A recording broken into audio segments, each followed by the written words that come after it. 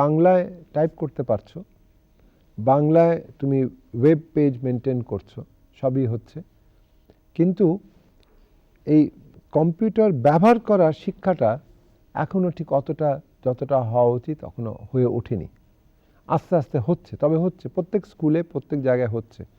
আমি মনে করি যেটা করা উচিত, বোধহয় সরকারি উদ্যোগ নিয়েছেন, সবাই নিয়েছে সরকারের, যে প্রত্যেকটা ইউনিয়নে এরকম করে কম্পিউটার সেন্টার খুলে দেওয়া উচিত, যেখানে স্কুলের ছাত্রছাত্রীরা গিয়ে বিনা পয়সায় কম্পিউটার ব্যবহার কী করে করা যায় শিখতে পারবে।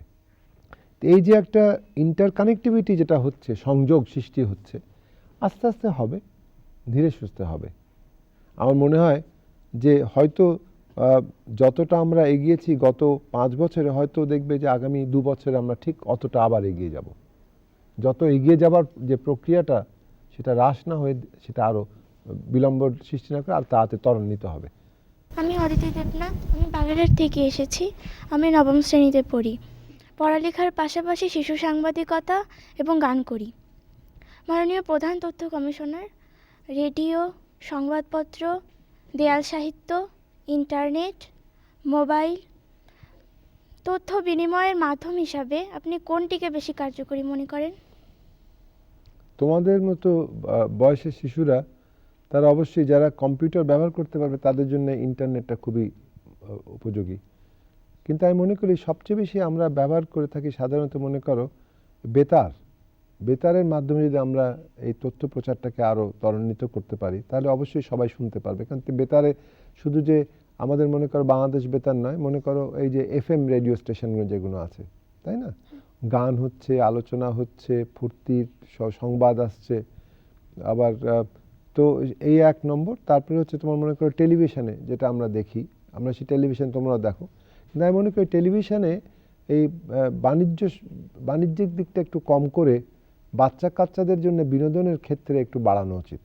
এবং এই বিদেশে ওরা, মনে করো, এই যে কার্টুন নেটওয়ার্ক আছে না, একটা CN নেটওয়ার্ক আছে, ওদের আরেকটা বোধহয় পোগো নেটওয়ার্ক আছে, কয়েকটা আছে, কিন্তু বাঙালিদের উচিত একটা কার্টুন নেটওয়ার্ক তৈরি করা, ছোট বাচ্চাদের জন্য একটা কমপ্লিটলি, যেটা বাচ্চাদের জন্য একটা চ্যানেল করা, যেখানে বাচ্চাদের কথা, বাচ্চাদের স্বাস্থ্য নিয়ে, বাচ্চাদের শিক্ষা নিয়ে, বাচ্চাদের মতদর্শ নিয়ে, তাদেরকে নিয়ে বসিয়ে আলোচনা করা। তারা নিজেরা, বাচ্চারা, যেমন তোমরা আজকে করছো, খুব সুন্দর পরিচালনা করছো তোমরা, সেই চ্যানেলটা তোমরা চালাবে, এরকম জাতীয় একটা চ্যানেল করা উচিত বাংলাদেশে, তাই না? ভালো হবে না? কি গান করো তুমি?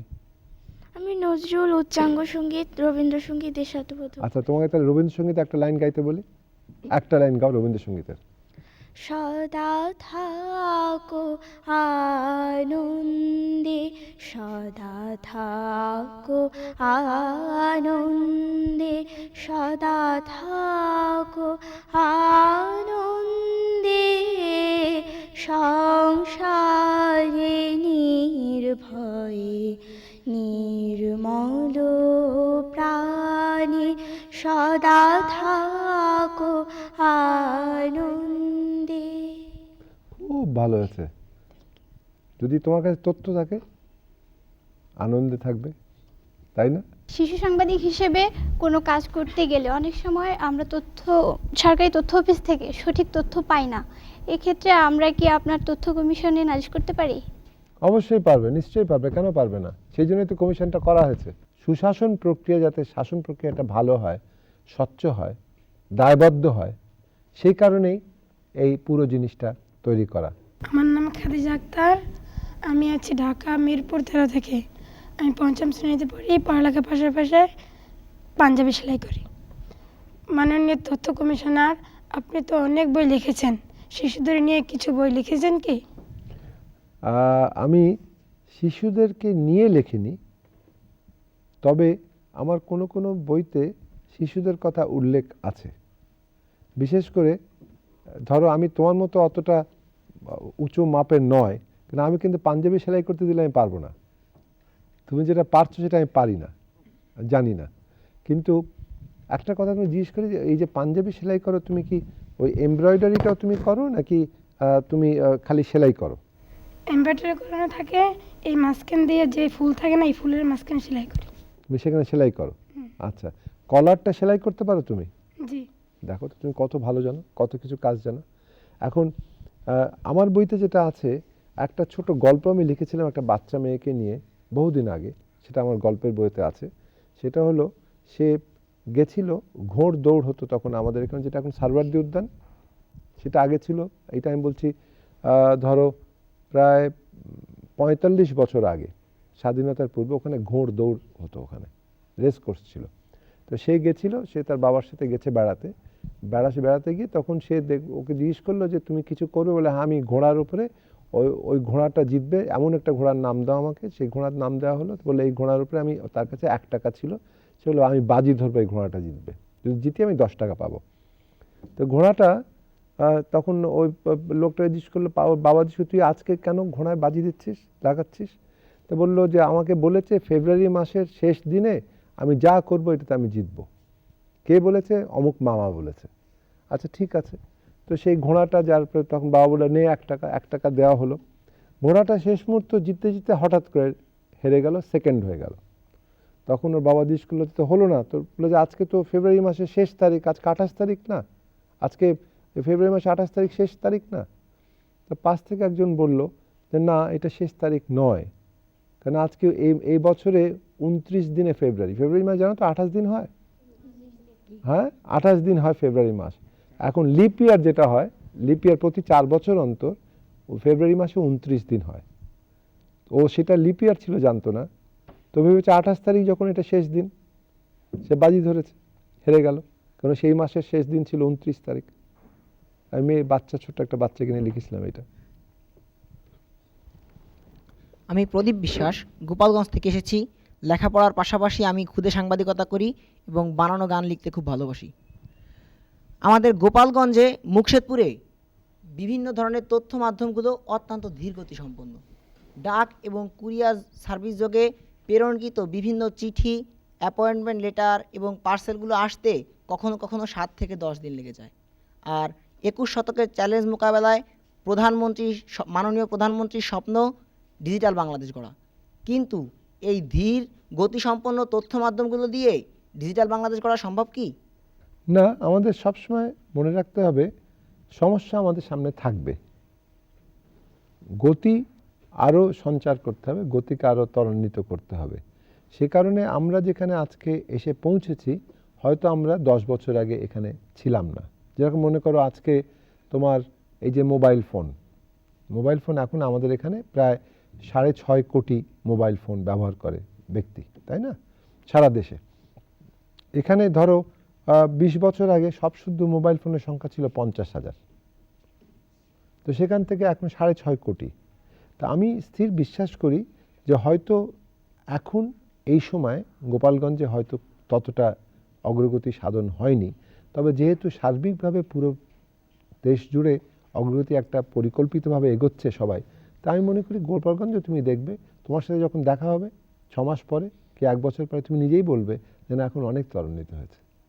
একটু অপেক্ষা করতে হবে, ধৈর্য ধরতে হবে। আমি নুসরাত জাহান তানিয়া, নীলফামারী জেলা থেকে এসেছি।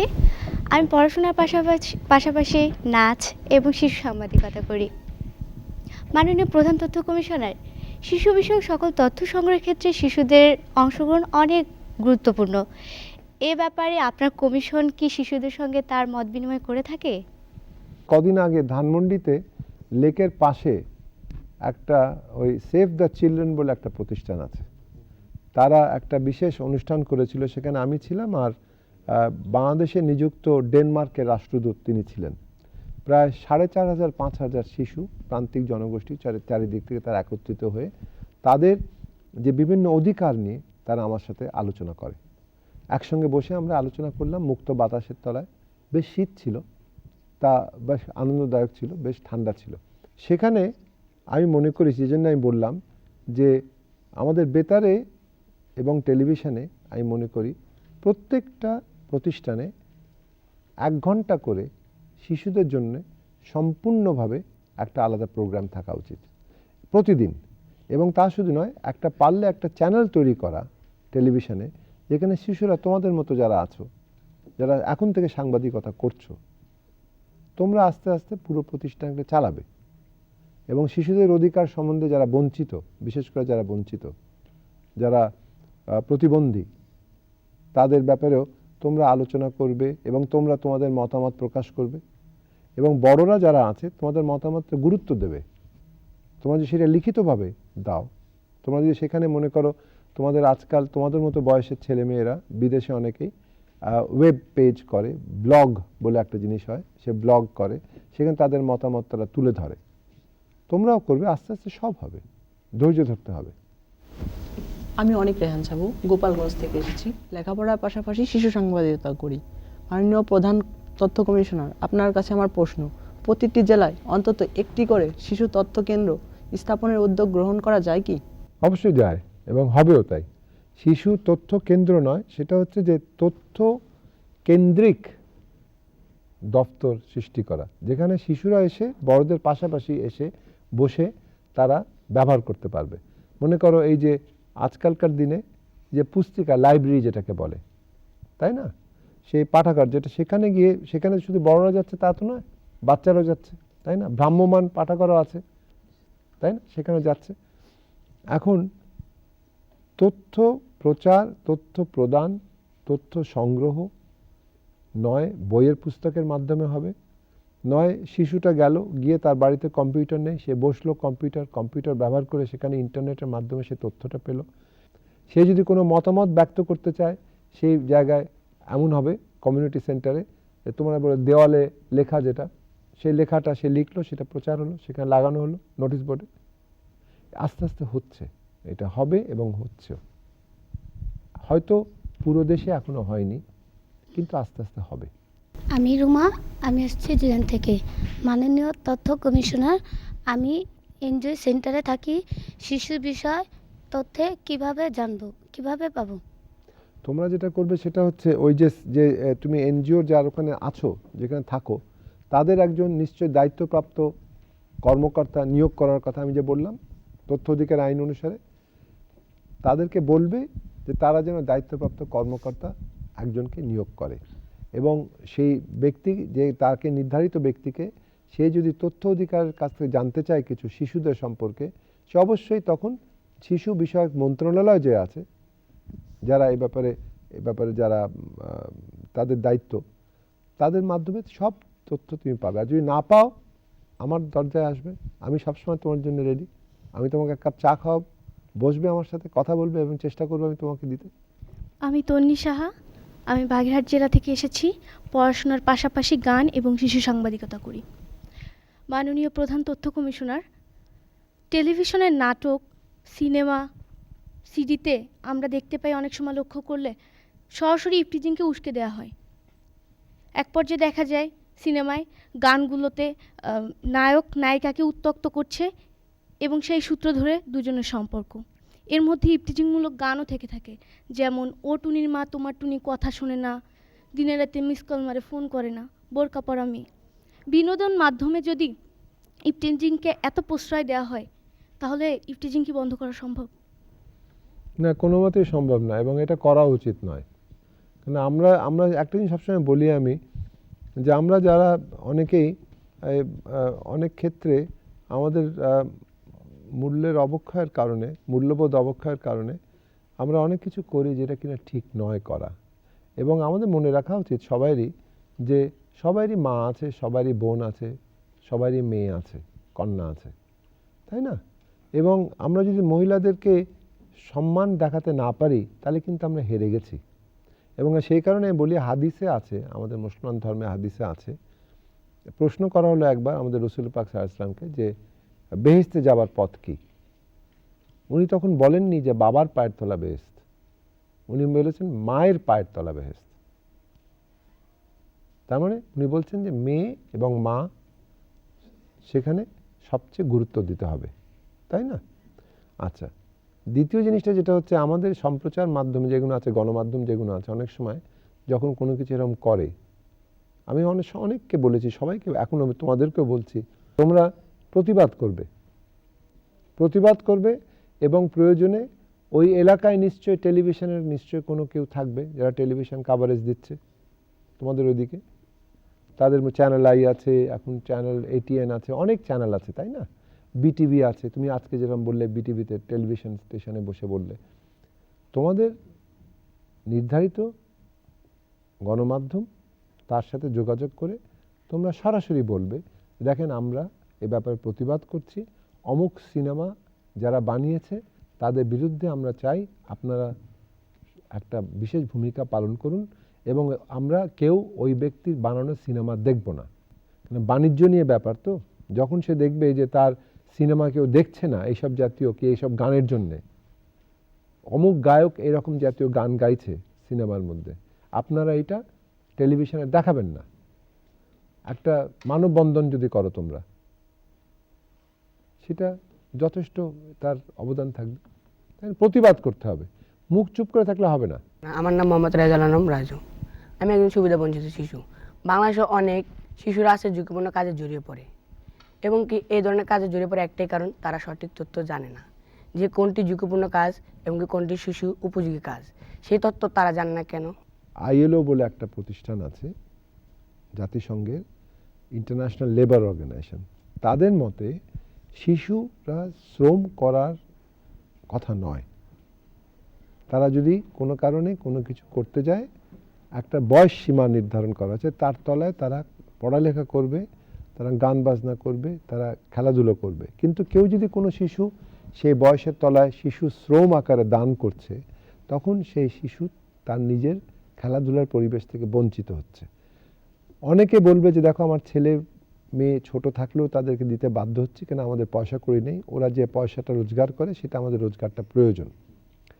তখন সেক্ষেত্রে তোমার কথাটা আসছে, যে প্রতিষ্ঠান সে শিশুকে কাজে ব্যবহার করবে তার উচিত হবে প্রথমে সে শিশুর পিতামাতাকে কিংবা শিশুর যে গার্জেন তাকে বলে দেওয়া, এই জিনিস এই ব্যাপারে তোমার জানা দরকার, এখানে এই জিনিস একটা এর কারণে শিশুর কোনো একটা অসুবিধার সৃষ্টি হতে পারে, এই সুবিধা কিন্তু এই অসুবিধা হতে পারে। এবং এমন কোনো জিনিস শিশুর সামনে করা উচিত নয় যেটা কিনা মনে করো অনেক সময় শিশুকে বলা হচ্ছে যে টক্সিক জিনিস, যেগুলো কিনা হাতে লাগলে হাত পুড়ে যেতে পারে, কি চামড়ায় ক্ষতি হতে পারে, কি চোখে অসুবিধা হতে পারে, এরম জাতীয় কাজ শিশুকে দিয়ে করানো উচিত নয়, এবং এটা আইনগত দিক থেকে একদম সম্পূর্ণভাবে নিষিদ্ধ। আমি মোকাররম রানা, রংপুর থেকে এসেছি। পড়াশোনার পাশাপাশি শিশু সাংবাদিকতা করি। সকল মানুষের তথ্য পাওয়ার অধিকার নিশ্চিত করার জন্যই তথ্য কমিশন গঠন করা হয়েছে। শহর অঞ্চলের মানুষ খুব সহজেই তথ্য পেতে পারে, তাদের তথ্য পেতে অতটা অসুবিধায় পড়তে হয় না। কিন্তু গ্রামাঞ্চলের মানুষ যারা তথ্য সম্পর্কে সচেতন নয়, তথ্য অধিকার সম্পর্কে সচেতন নয়, তাদের তথ্য প্রাপ্তি নিশ্চিত করার জন্য কমিশন কি কোনো পদক্ষেপ নেবে? কমিশন পদক্ষেপ নেবে না, পদক্ষেপ নিয়েছে।